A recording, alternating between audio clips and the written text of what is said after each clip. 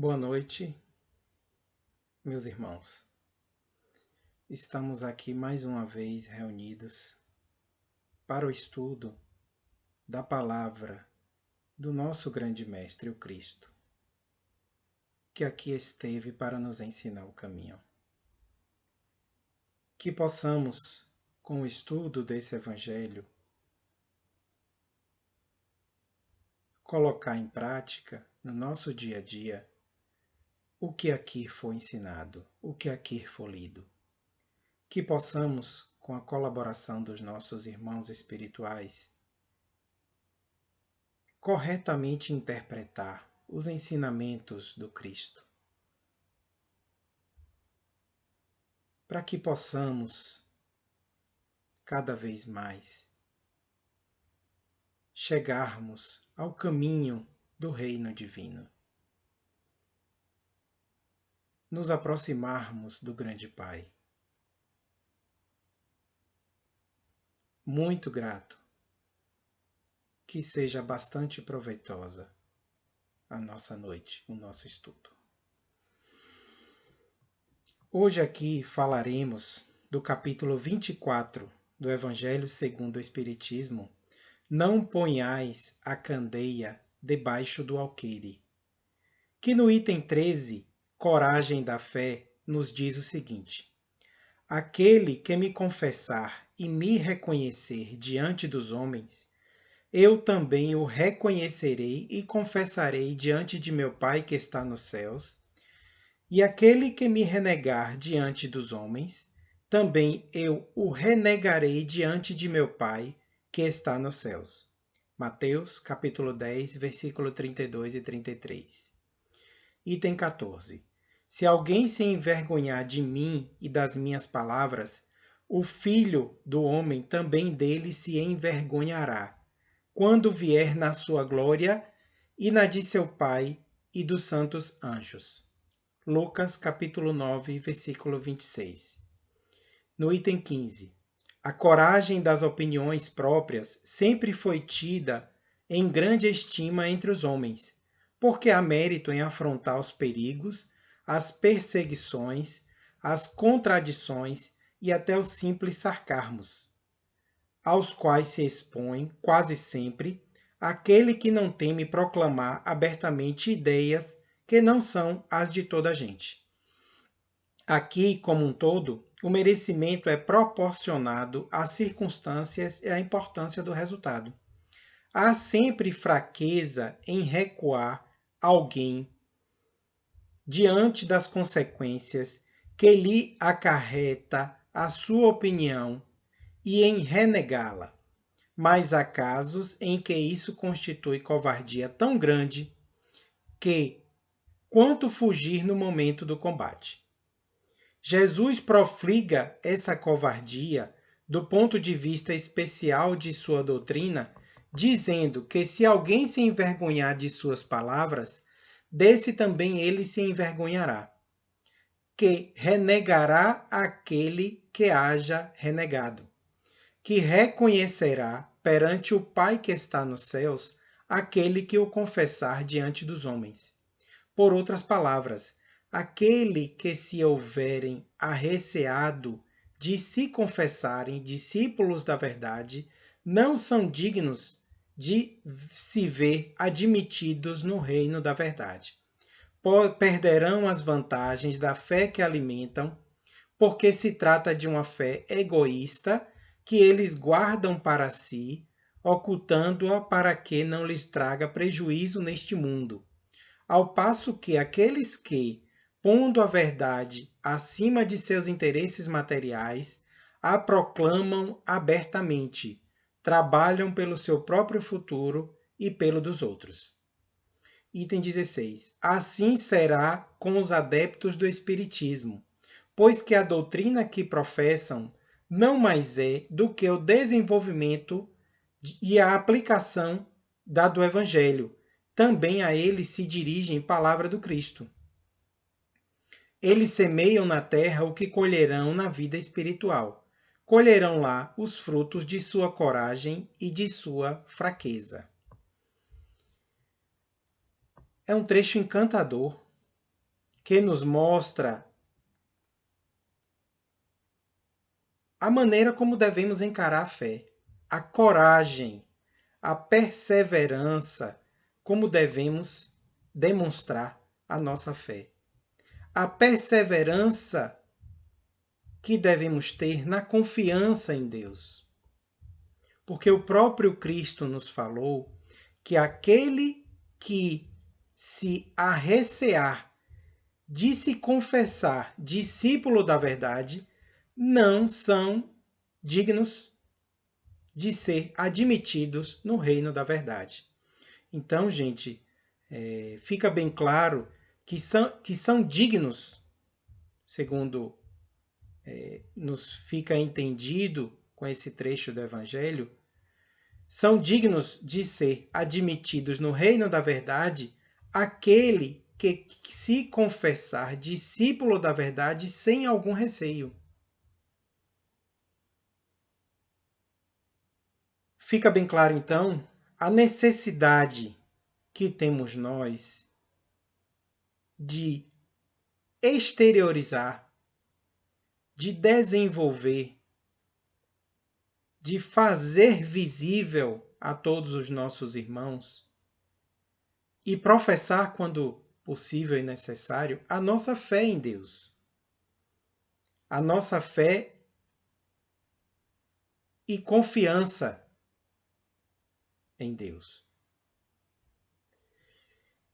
Essa fé que nós, pela nossa inferioridade, temos dificuldade em saber o que é. Normalmente, nas situações de nossas vidas, falamos: tenho fé em Deus, tenho fé na vida. Mas, na verdade, na primeira dificuldade, demonstramos o quão pequena, o quão fraca é essa confiança que temos em Deus.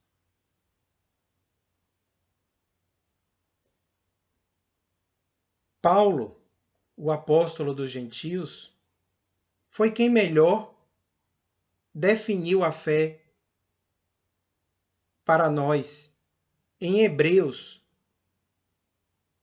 no capítulo 11, versículo 1, quando diz que, ora, a fé é o firme fundamento das coisas que se esperam e a prova das coisas que se não veem. Observamos então a profundidade dessa definição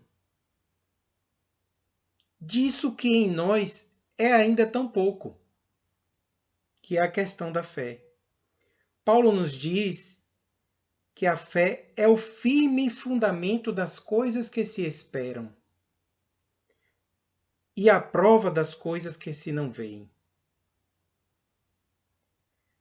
Emmanuel, mais adiante, no livro O Consolador, nos diz que ter fé é guardar no coração a luminosa certeza em Deus, certeza que ultrapassou o âmbito da crença religiosa, fazendo o coração repousar numa energia constante de realização divina da personalidade. Então, ter fé é guardar a certeza em Deus. Muito mais do que a crença religiosa, ter fé é alcançar a possibilidade, como Emmanuel nos ensina, de não mais dizer eu creio, mas eu sei, com todos os valores da razão tocados pela luz do sentimento. Então, na verdade, ter fé ultrapassa o eu creio e vai para o eu sei. Então, eu não creio que as coisas vão melhorar. Eu sei que as coisas vão melhorar. Ter fé é mais adiante do que crer. Emmanuel complementa que essa fé não pode estagnar em nenhuma circunstância da vida e sabe trabalhar sempre, intensificando a amplitude de sua iluminação, pela dor ou pela responsabilidade, pelo esforço e pelo dever cumprido. Então a fé não pode estagnar em nenhuma circunstância de nossa vida, em nenhuma dificuldade. E ela sabe trabalhar sempre, a cada dia, intensificando a amplitude de sua iluminação. Essa é a verdadeira fé. E a gente sabe que essa fé ela é trabalhada pela dor ou pela responsabilidade, pelo esforço e pelo dever cumprido. Então, Emmanuel continua nos dizendo que, traduzindo a certeza na assistência de Deus, a nossa fé exprime a confiança que sabe enfrentar todas as lutas e problemas, com a luz divina no coração, e significa a humildade redentora que edifica no íntimo do espírito a disposição sincera do discípulo, relativamente ao faça-se no escravo a vontade do Senhor. Então, que lindo essa definição. Que lindas essas definições que nos dá da fé Paulo e Emmanuel. E que nos mostra, na verdade, que a nossa fé ela é muito enganosa. Nos mostra, na verdade, o quão distante estamos da verdadeira fé, da verdadeira confiança em Deus. No nosso dia a dia, nas primeiras dificuldades, nós temos medo, ficamos apreensivos, desenvolvemos pânico, depressão, pensamos em suicídio.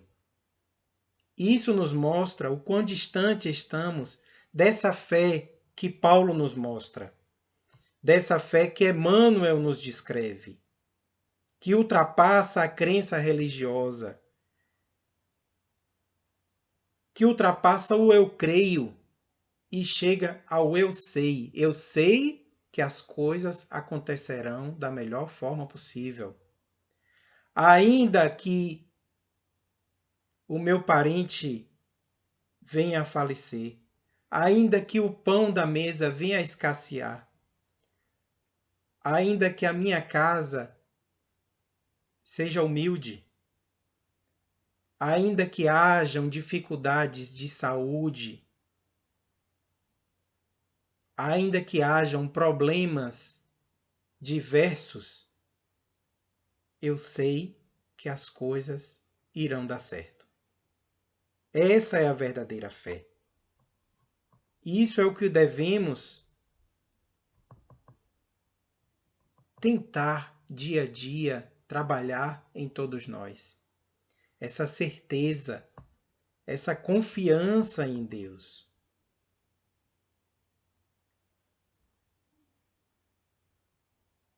Que em momentos como agora, o que passamos,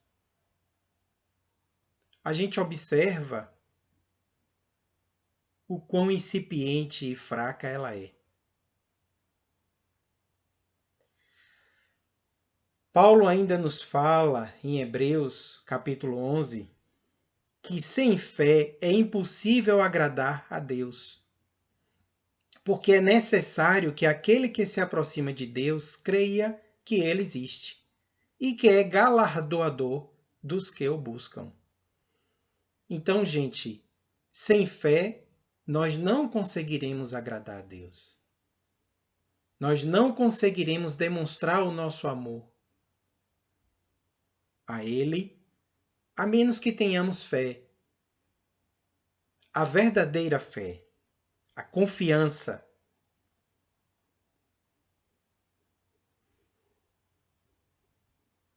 Pesquisando, eu achei um trecho bem interessante que pode nos mostrar a importância da fé no livro Boa Nova, capítulo 19, que se chama Comunhão com Deus, ditado por Humberto Campos a Chico Xavier, que diz o seguinte: o Messias, arrancado de suas meditações, respondeu com brandura: João, Todas as dúvidas que te assaltam se verificam pelo motivo de não haveres compreendido até agora que cada criatura tem um santuário no próprio espírito, onde a sabedoria e o amor de Deus se manifestam através das vozes da consciência.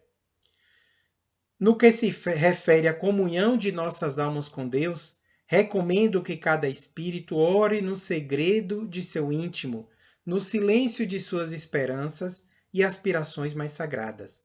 É que cada criatura deve estabelecer o seu próprio caminho para o mais alto, erguendo em si mesma o santuário divino da fé e da confiança, onde interprete sempre a vontade de Deus com respeito ao seu destino. A comunhão da criatura com o Criador é, portanto, um imperativo da existência, e a prece é o luminoso caminho entre o coração humano e o Pai de infinita bondade. Então, o nosso Cristo deixa então bem claro a João, que cheio de dúvidas questionava a ele como chegar ao reino de Deus, como chegar ao reino divino. E Cristo fala a ele que cada um de nós deve estabelecer o nosso próprio caminho para o alto, o nosso próprio caminho para o mundo divino, erguendo em nós mesmos o santuário divino da fé e da confiança. Então,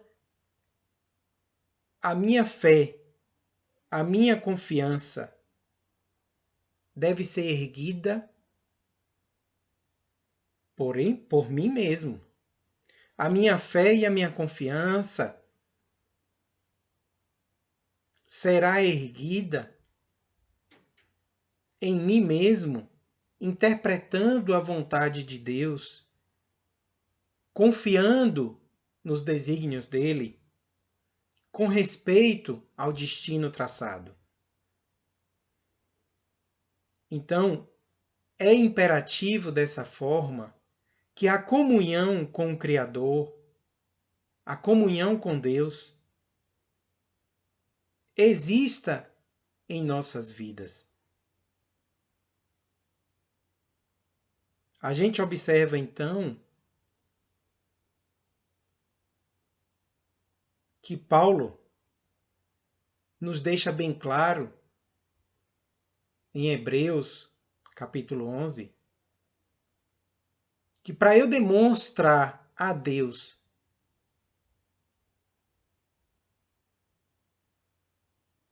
que eu amo a Ele, é necessário que eu tenha fé, que eu acredite nele.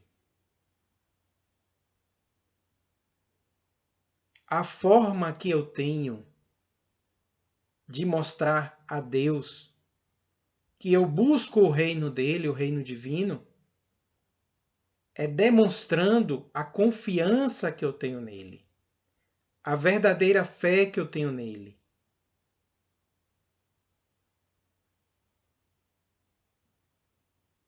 E Cristo vai mais além, nos dizendo que essa construção da fé e da confiança deve ser feita em nós mesmos, no nosso íntimo, no nosso altar, dia a dia, a cada dificuldade, a cada problema, a cada tropeço, a cada queda, interpretando sempre a vontade de Deus, respeitando o destino traçado. Pois é dessa forma que eu demonstro ao grande Pai a confiança que eu tenho nele. Em vários trechos, Cristo nos mostra o quão pequena é a nossa fé, o tamanho diminuto da nossa fé. Em Lucas, capítulo 17, versículos 5 e 6, Cristo nos diz que se tivéssemos fé como um grão de mostarda, diríeis a esta amoreira: desarraiga-te daqui e planta-te no mar, e ela vos mostraria, e ela vos obedeceria. quando foi interpelado pelos discípulos, pelos apóstolos, pedindo que fosse acrescentada neles a fé. Então, quando os discípulos pedem a Cristo, Mestre, acrescenta-nos a fé, ele diz: tua fé é tão pequena como um grão de mostarda, menor que um grão de mostarda. Pois se tivesse o tamanho de um grão de mostarda, dirias a esta moreira: passa-te daqui para ali, a essa montanha, passa-te daqui para ali. E esta tua vontade seria obedecida. Então, fica claro quando o nosso mestre nos mostra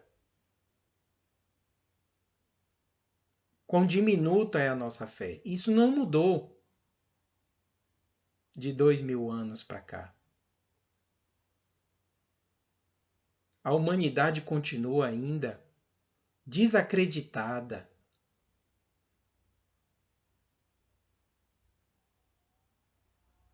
do grande Pai, desacreditada de Deus. A nossa fé é facilmente abalada com diminutos problemas.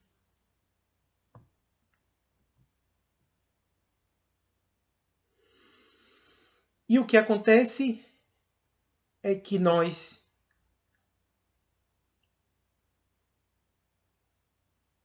ao não conseguirmos demonstrar a Deus a nossa fé nele, não mostraremos o amor que temos para com ele. E permaneceremos indefinidamente neste mundo que o próprio Cristo nos advertiu que não é o mundo dele.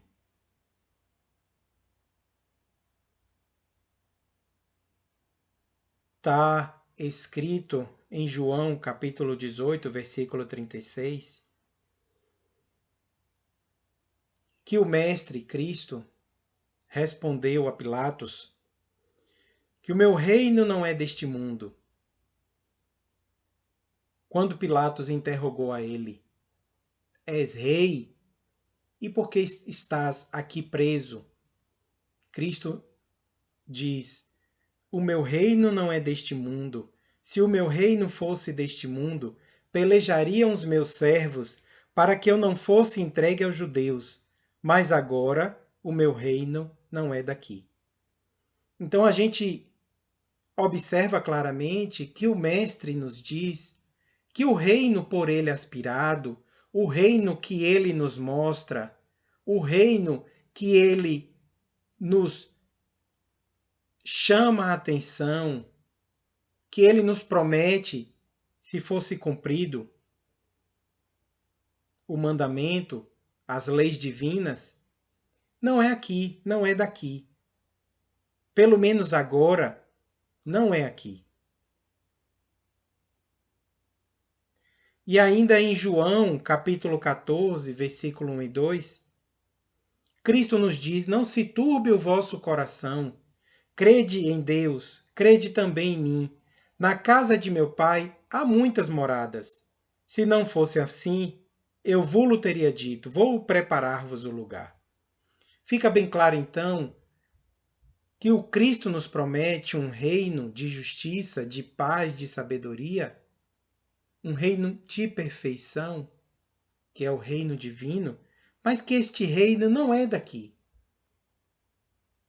E ele deixa bem claro para que a gente seja admitido neste banquete, neste reino, é preciso que vistamos a veste nupcial, vistamos a roupa adequada para este banquete, para este reino. Façamos a mudança da roupa, a mudança da nossa roupagem. Mostremos a Deus o quanto o amamos.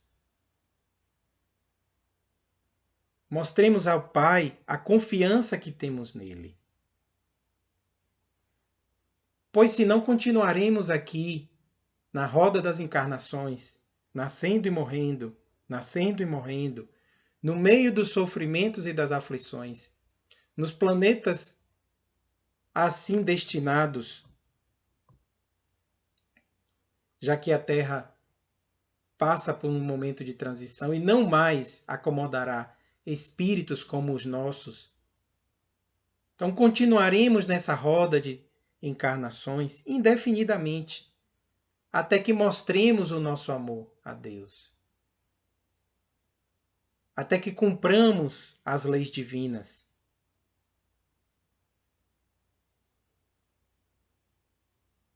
Então é necessário que mudemos a nossa vestimenta, a nossa roupagem. Mudemos o nosso jeito de ser, para que sejamos admitidos neste mundo que Cristo nos promete. Este mundo divino de perfeição.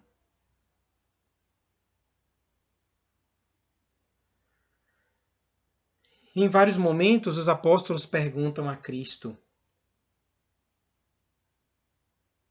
como está lá em João 14, versículos 5 a 7. Quando Tomé pergunta ao Senhor: Mestre, nós não sabemos para onde vais e como podemos saber o caminho? Observamos que os discípulos ainda não conseguiam entender, apesar da proximidade com Cristo, qual seria o caminho para o reino divino. Então Cristo responde a Tomé: Eu sou o caminho, a verdade e a vida. Ninguém vem ao Pai senão por mim. Se vós me conhecesseis a mim, também conheceríeis a meu Pai. E desde já agora o conheceis e o tendes visto. Então o nosso Cristo nos mostra que Ele é o caminho para Deus. Que devemos fazer o que Ele nos ensina para termos a verdadeira fé, para desenvolvermos em nós a verdadeira confiança no Pai.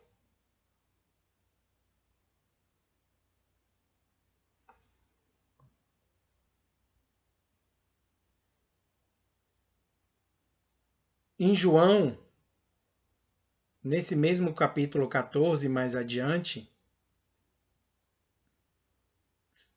Filipe, outro discípulo do Cristo, fala: Senhor, mostra-nos o Pai, o que nos basta. E Cristo diz: Estou há tanto tempo convosco e não me tendes conhecido, Filipe? Quem vê a mim, vê o Pai. E como dizes tu, mostra-nos o Pai? A gente observa que os discípulos até então não compreendiam que Cristo era a própria figura do Pai, de Deus, do grande Pai. Cristo continua: Não crês tu que eu estou no Pai e que o Pai está em mim? As palavras que eu vos digo, não as digo de mim mesmo, mas o Pai que está em mim é que faz as obras. Então Cristo deixa bem claro a Filipe que olhando para ele, Filipe estaria olhando para o Pai. Que o Pai está nele, a ponto de que o que ele diz não é ele mesmo quem fala, e sim o Pai que está nele e que faz as obras. Cristo continua: Crede que eu estou no Pai e o Pai em mim. Crede-me ao menos por causa das mesmas obras. Na verdade, vos digo que aquele que crê em mim também fará as obras que eu faço, e fará maiores do que estas, porque eu vou para o meu Pai. Então, Cristo deixa bem claro que aquele que crer nele, aquele que cumprir as leis divinas, os mandamentos, estará cumprindo as ordens do Pai. E que ele é o caminho para o reino divino. Cristo é o caminho para sairmos deste mundo que não é o reino dele. Cristo é a forma de encontrarmos a correção. Cristo é o Deus Pai manifesto aqui neste mundo. E Cristo vai mais adiante. Em Lucas, capítulo 17, versículo 20 a 21,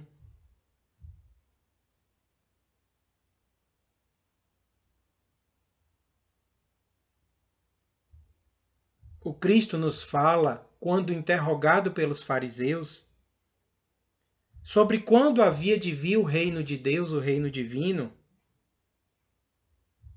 Cristo diz: o reino de Deus não vem com aparência exterior. Nem dirão, ei-lo aqui ou ei-lo ali, porque eis que o reino de Deus está entre vós. E o que nós normalmente fazemos é que procuramos esse reino divino nas coisas do mundo. Procuramos o reino de Deus nas coisas materiais, na família, nos bens materiais, nos amigos, nessa vida que aqui temos agora. E o Cristo deixa bem claro que o reino de Deus está entre nós mesmos. Não está aqui ou ali. Está entre nós. Porque temos um santuário dentro de nós mesmos.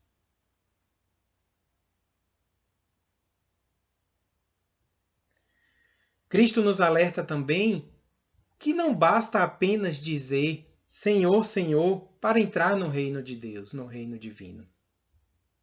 Que é necessário que façamos a vontade do Pai que está nos céus. Em Mateus, capítulo 7, 21, ele deixa bem claro, quando diz, nem todo o que me diz Senhor, Senhor, entrará no reino dos céus, mas aquele que faz a vontade do Pai, que está nos céus.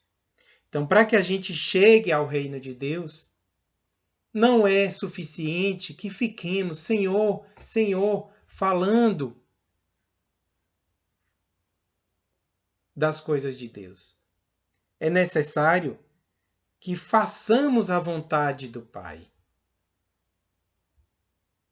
É necessário que partamos para a luta e façamos a vontade de Deus. E então, qual seria a vontade de Deus? Se a gente parar para analisar, qual seria a vontade de Deus?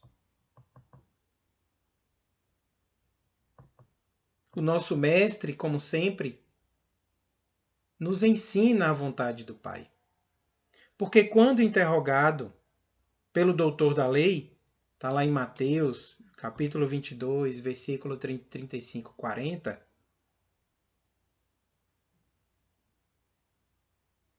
nos diz o seguinte: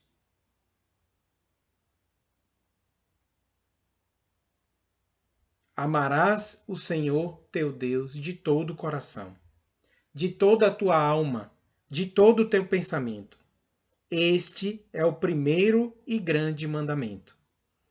Então o mestre nos deixa bem claro que o grande mandamento da lei é amar a Deus sobre todas as coisas, de todo o nosso coração, de toda a nossa alma, de todo o nosso pensamento. Mas espera aí. Paulo me diz que para eu amar a Deus é necessário que eu tenha fé e confiança nele. E eu, no primeiro tropeço, na primeira dificuldade, faço o quê? Reclamo, brigo, tenho medo, agrido meu irmão, tento colocar a culpa nos outros. Eu jamais demonstro a Deus a confiança que eu tenho nele. Então, eu não tenho conseguido, até agora, demonstrar para ele o amor que o Cristo nos pediu como primeiro mandamento. E eu então agora começo a entender o porquê que eu não saio do lugar. Eu continuo sempre na mesma. Eu permaneço nessa roda de encarnação há milhares e milhares de anos. Porque eu não consigo mostrar a Deus a fé e a confiança que eu tenho nele. É verdade, meu Deus. Toda vez que eu tenho um problema, eu me esqueço de confiar em ti. Então eu não tenho demonstrado para ti o amor que mereces. Esta, já sei, é uma das causas do meu sofrimento. E o Cristo vai mais adiante e diz o seguinte: o segundo mandamento, semelhante a este, é amar o próximo como a ti mesmo. Bom, se eu não consigo demonstrar a Deus o amor que eu tenho a Ele, imagina se eu consigo demonstrar a Deus o amor ao meu próximo. Ah, então agora eu consigo entender o porquê. O porquê de tanto sofrimento. O porquê de tanta luta. Porque cada um é uma demonstração que eu deveria ter de fé no grande Pai. E eu tenho falhado, falhado, falhado, falhado, falhado, milhares de vezes.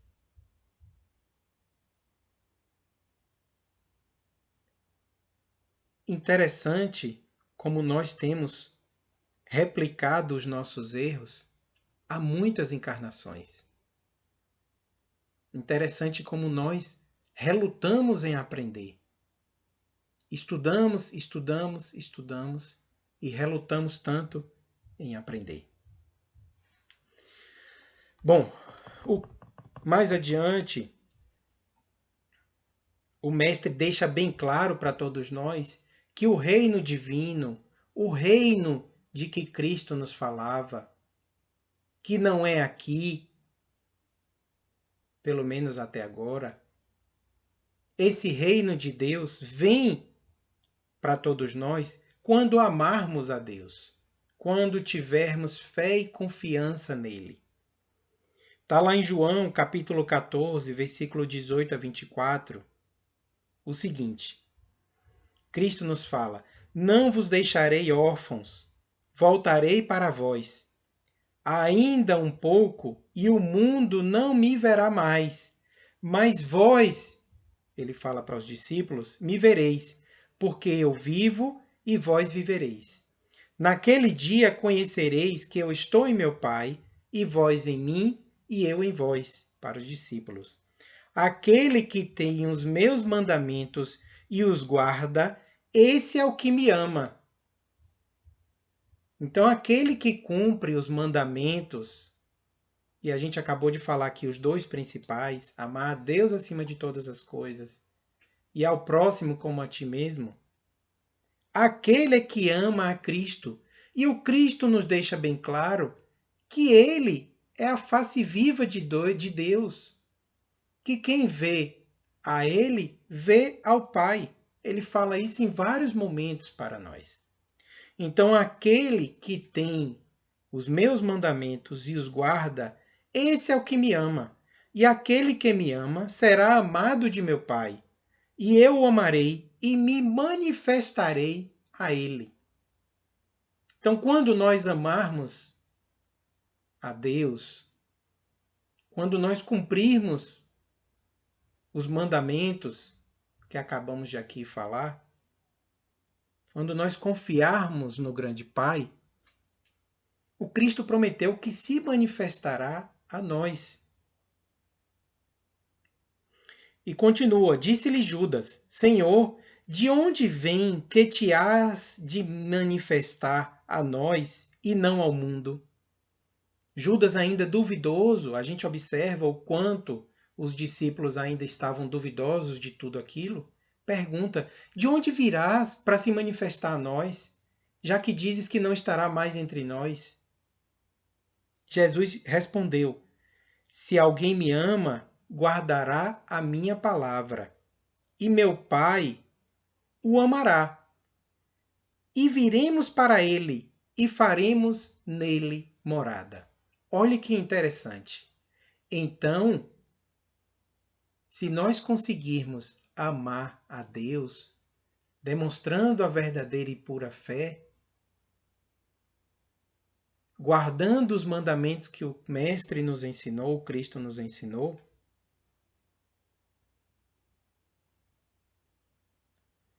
Cristo e Deus virão para ele, virão para essa pessoa que conseguiu isso.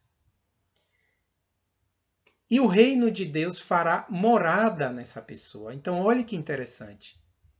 Nós estamos procurando o reino divino aqui e acolá, na igreja, no templo, nas esquinas, nas viagens, nas adorações, nas romarias. Estamos procurando Deus nos lugares. E Cristo deixa bem claro que temos um templo dentro de nós mesmos. E que aquele que conseguir amar a Deus, confiar nele, plena e verdadeiramente, e amar ao próximo, receberá a visita de Deus e de Cristo, e que eles farão morada nele. Observamos então que é o reino de Deus, o reino divino, que virá até nós quando conseguirmos cumprir os mandamentos e confiar em Deus. Então Cristo diz: quem não me ama não guarda as minhas palavras. Ou seja, quem não guarda as palavras de Cristo, quem não cumpre os seus mandamentos, não ama a Cristo e, consequentemente, não ama a Deus. Ora, a palavra que ouvistes não é minha, mas do Pai que me enviou. Então fica bem claro, gente, a todos nós, a causa de tanto sofrimento, o porquê continuamos nessa grande roda de encarnações, indefinidamente, há milhares de anos. Por que continuamos nascendo, morrendo, sofrendo, nascendo novamente, morrendo e sofrendo, adquirindo novos débitos, novas prestações a serem cumpridas, e aí nascemos novamente, sofrendo, adoecendo, porque não temos conseguido demonstrar ao Pai a verdadeira fé, a verdadeira confiança nele. Porque não temos conseguido demonstrar nas nossas dificuldades a confiança no grande Pai.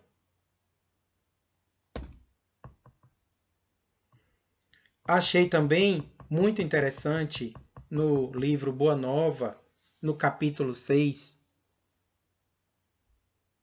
ditado por Humberto de Campos a Chico Xavier, um trecho que fala muito sobre a fidelidade a Deus e que mostra a todos nós o quanto temos sido infiéis a Deus. Porque se não temos confiança nele, não temos sido fiéis a ele. E Cristo nos diz o seguinte: na casa de Deus, a fidelidade deve ser uma das primeiras virtudes. E é verdade, né? Se eu amo uma pessoa, se eu tenho bem-querer por ela, eu demonstro a ela através da minha fidelidade. Continua. Onde o filho e o pai que não desejam estabelecer como ideal de união a confiança integral e recíproca, nós não podemos duvidar da fidelidade do nosso pai para conosco. É impossível que duvidemos da fidelidade de Deus para conosco, pois sua dedicação nos cerca nos espíritos desde o primeiro dia. Ainda não o conhecíamos e ele já nos amava. E acaso poderemos desdenhar a possibilidade da retribuição? Não seria repudiarmos o título de filhos amorosos o fato de nos deixarmos absorver no afastamento, favorecendo a negação? E é verdade. Desde o primeiro dia, a gente nem conhecia, éramos primitivos ainda, espíritos primitivos, e Deus já nos amava. Olha o que o grande Pai preparou para todos nós. A beleza deste mundo. Né? Este mundo tão belo para nós, humanidade. Cristo continua: tudo na vida tem um preço que lhe corresponde. Se vacilais receoso ante as bênçãos do sacrifício e as alegrias do trabalho, meditai nos tributos que a fidelidade ao mundo exige. O prazer não costuma cobrar do homem imposto alto e doloroso? Quanto pagarão em flagelações íntimas o vaidoso e o avarento? Qual o preço que o mundo reclama ao gozador e ao mentiroso? Aí um dos filhos de Zebedeu pergunta a Cristo qual a primeira qualidade a cultivar no coração para que nos sintamos plenamente identificados com a grandeza espiritual da tarefa. Os apóstolos já entendiam que tinham uma tarefa. E aí perguntavam a Cristo: o que eu devo cultivar no meu coração para que a gente sinta-se plenamente identificado com essa tarefa que teremos? Aí o Cristo responde: acima de todas as coisas, respondeu o Mestre, é preciso ser fiel a Deus. E é o que menos temos sido até o momento. É fiel a Deus. Quando a gente para analisar as circunstâncias da vida, a qual nos desesperamos, a qual temos medo, receio,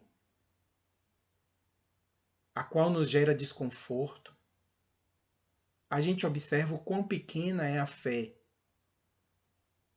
que temos em Deus. Porque se verdadeiramente acreditássemos nele, jamais sentiríamos isso nas nossas dificuldades. Porque saberíamos, como Paulo nos fala, confiar nos desígnios de Deus.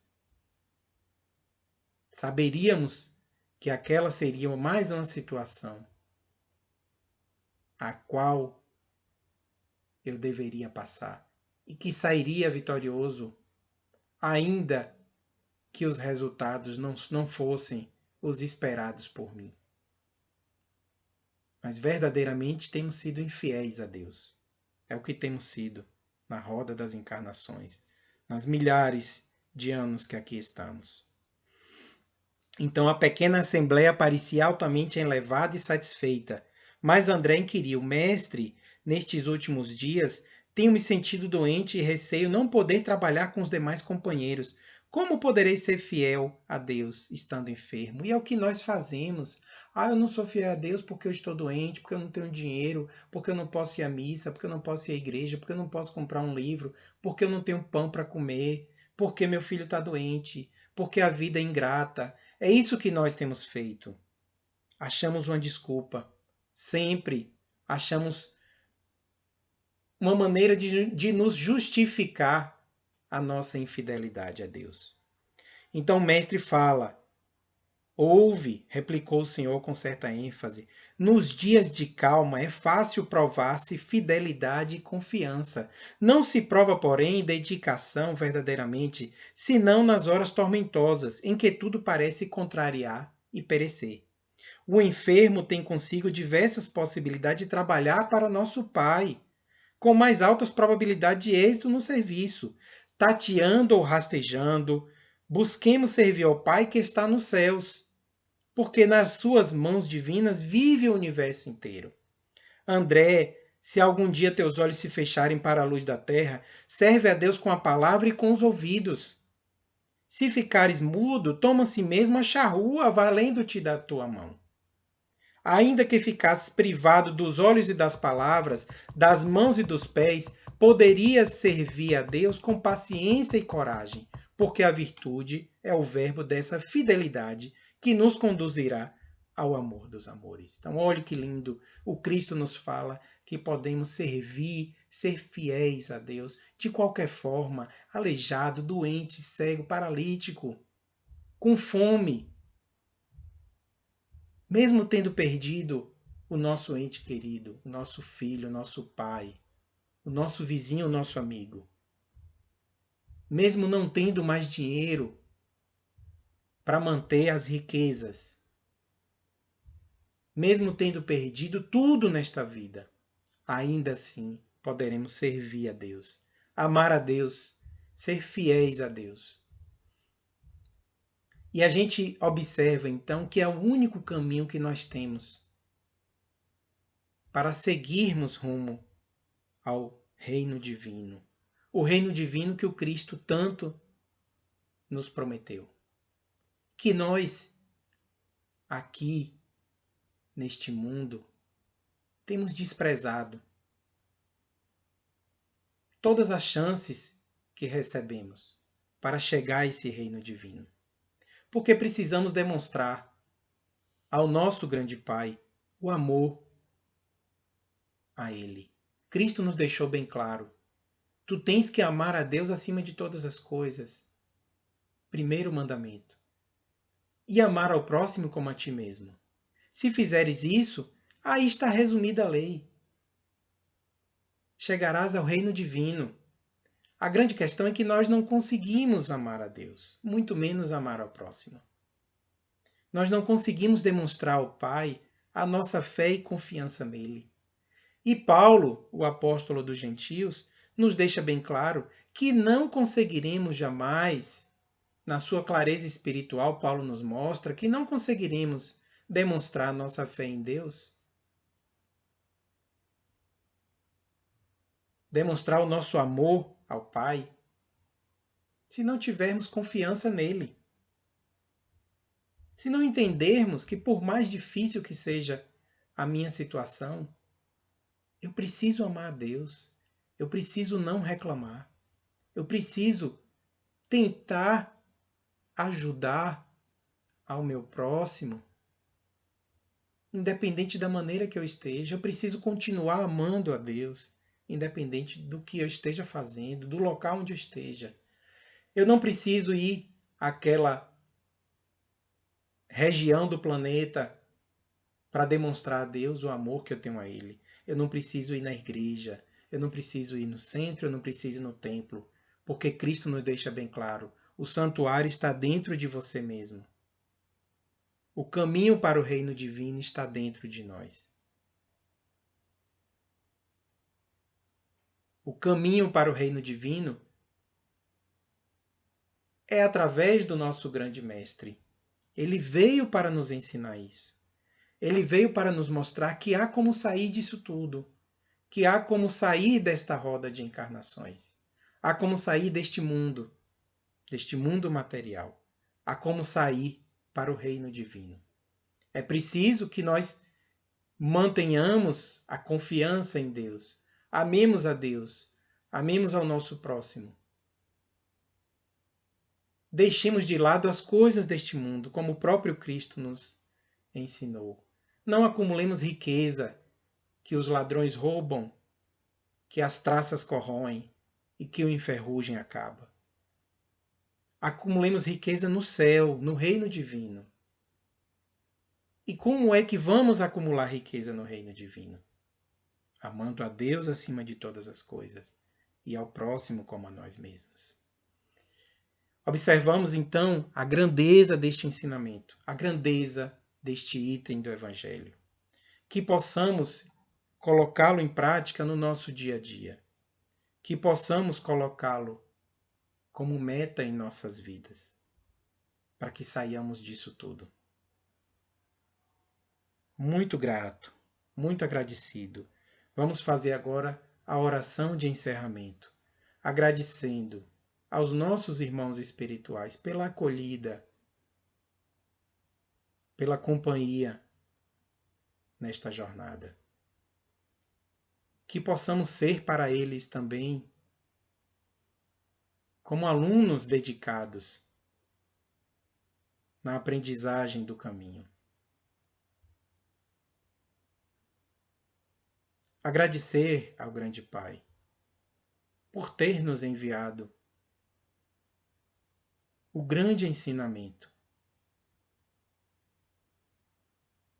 Agradecer ao nosso Mestre por aqui ter vindo neste mundo de sofrimento, com toda a expiação, com toda a prova, com toda a dificuldade, para nos mostrar, suas ovelhas, o caminho para o reino divino.